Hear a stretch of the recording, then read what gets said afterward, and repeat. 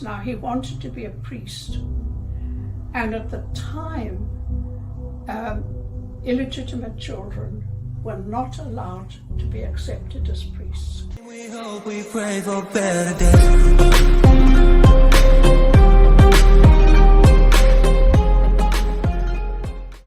We're now going to have to take a jump to 1912, because the Palatines had built this beautiful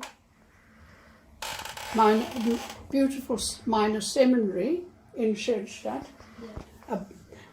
just up the mountain from the valley, and they also had very strict rules.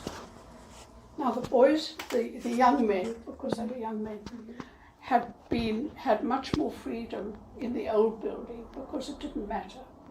But now they were coming into this new building and it was nice and clean, and so they had all sorts of rules and regulations, and the young men said no, and they were in revolution. They rebelled. You would understand that. Yeah. And they didn't understand the rules, and they didn't want them, and they weren't going to do it. And so the superiors asked two priests, one after the other, to become the spiritual directors for the boys, for the young men. And both of them fell ill. So then he went to this young priest, Father Kentenich, who was only 2 years a priest, and he said, "Would you do it?" And he took over in 1912, and he had this whole college, I don't know how many hundred boys, in rebellion. And what was he to do? Pray? No. He challenged them. Okay. He challenged them.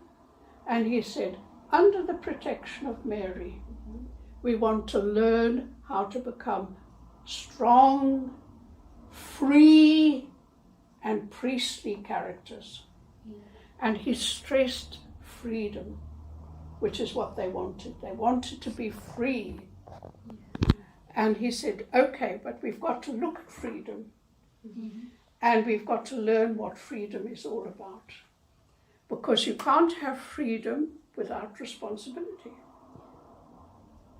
And so he managed to win the boys, and they began to cooperate with him according to their classes. And he divided them up into groups, let them decide which group they wanted to become. And he started a mission organization because they were a missionary priest. They were going to go to Cameroon as missionaries. And he started this mission organization, and it had two groups.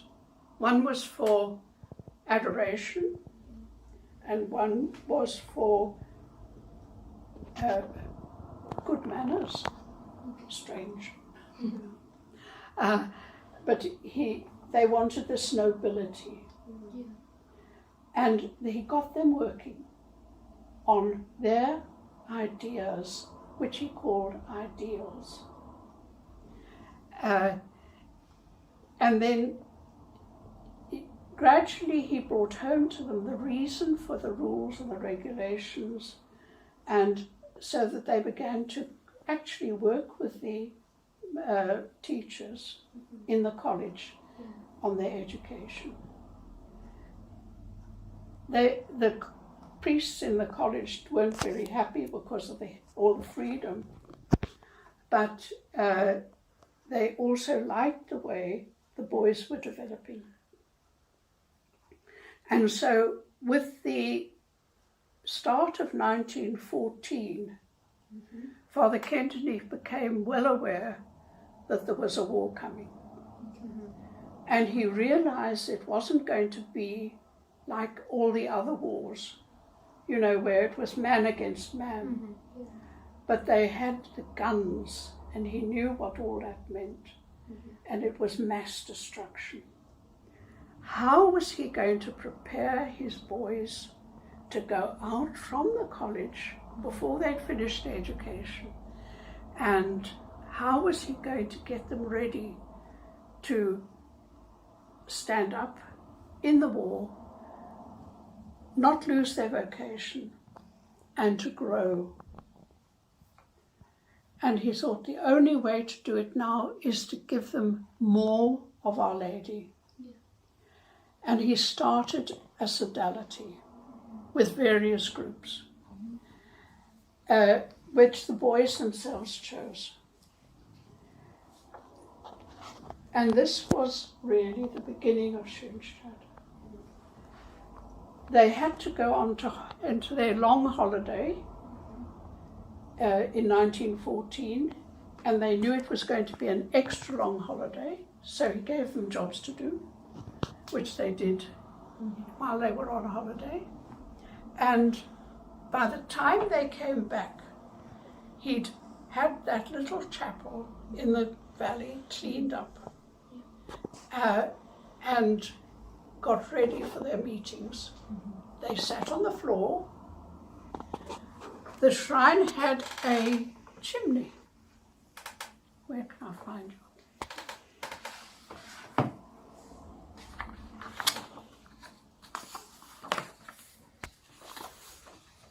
These are all.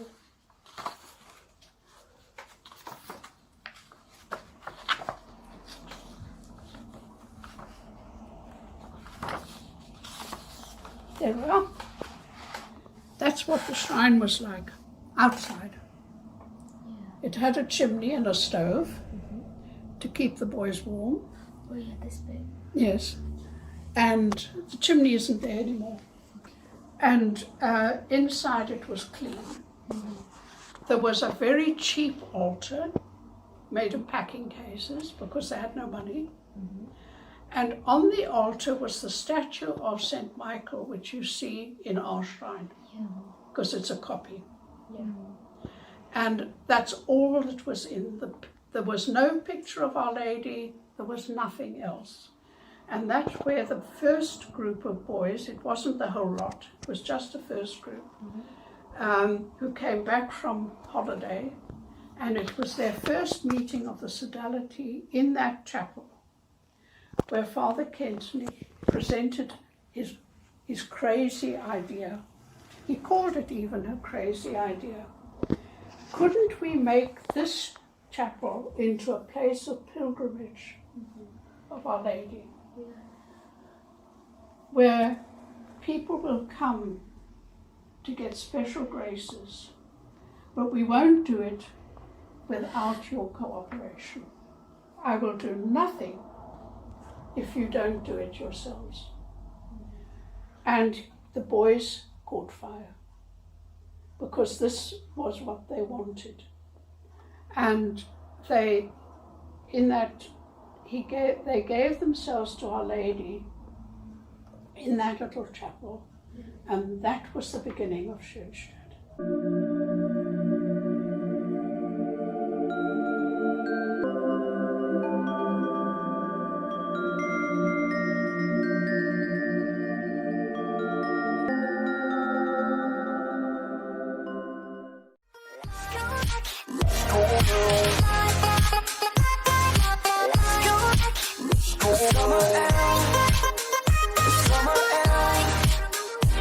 Okay.